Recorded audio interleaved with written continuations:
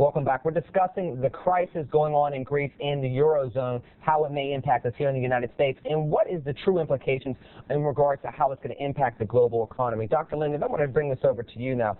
We were talking about the political and economic ramifications. I guess it's a 30,000-foot question. Is it going to have more as a political ramification than it will an economic ramification? Because again, if you look at the numbers, we can see how tiny Greece is compared to half of the United States, much yet less the Eurozone. But with that said, is what's going on in Greece enough to impact the politics and maybe even the political confidence inside the country as well as within the region?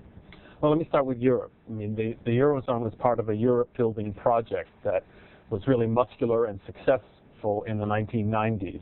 Expansion, adding competences, growing to the economic actor, removing borders and adding a single currency was enormously successful in a very short period of time.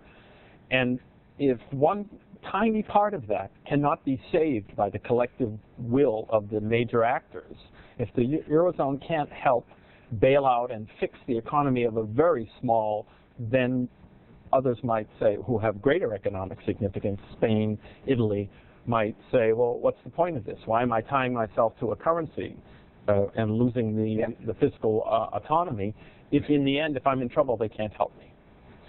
So with that said, that's what's at risk right now, right? It's less about Greece than it is about the group as a whole, and how this is almost like the first real case. You can test everything you want in a sandbox, but when it's hit, it's almost like programming.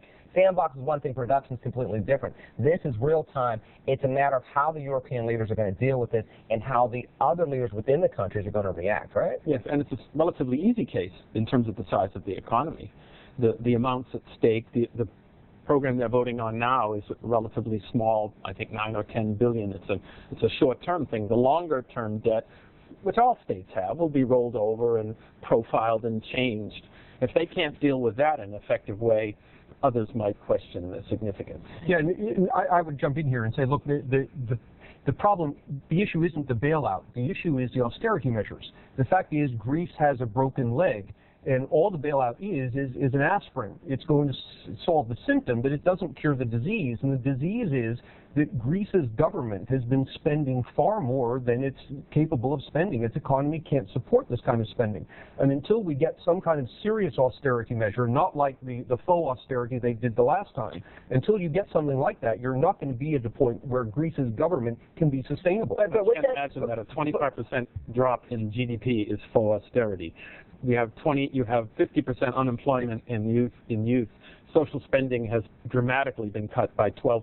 But that's not faux. Both of you all are bringing up, and I'm going to bounce it off of Aaron real quick and come back over here. What you all are bringing up are true measures, but people want deeper cuts. But with that said, Dr. Davies, if there are deeper cuts, don't we run the risk of, number one, investors saying, well, this is a little too much for me, and even more money gets pulled out of Greece and assets that Greece is tied to? And number two, back over to you two, doesn't that get to the point in time where there ends up being significant political ramifications where, number one, you're no longer talking about economic calamity, you're now talking about a possible failed state, which we generally don't use that term in regards to any country in Europe.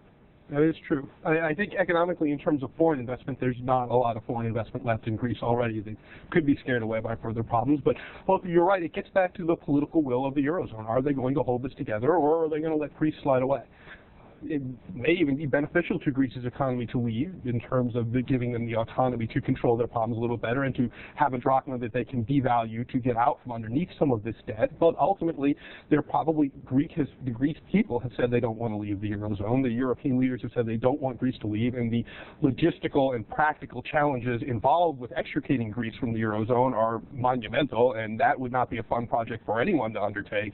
So it seems very unlikely that Greece will leave the Eurozone. But the Greeks have said, Dr. Davies, they've said that we don't want to leave the Eurozone, but we don't want any more austerity. Although the government obviously pushed for the no vote, thinking that they'd be able to go back to the negotiating table with a little bit more leverage, one, it didn't work, it seems. And number two, if the Greek people, they can't have it both ways at this point in time. They're either going to have to take deeper cuts and deal with it, and they may not have some of their debt even forgiven. They may just have to take the cuts and deal with it, or they may end up leaving the Eurozone. And even if we take an extreme case of forgiving the debt entirely, all that's going to happen is 20 years from now, we're going to be back here having the same conversation again.